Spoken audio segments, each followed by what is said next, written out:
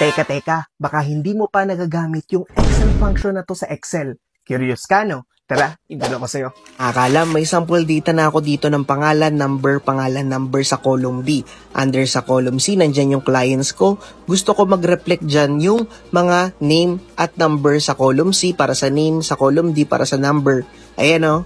So, ito si Shelton dito sa clients, tapos ito sila Wery dito ulit, tapos yung number, yung contact number nila dyan.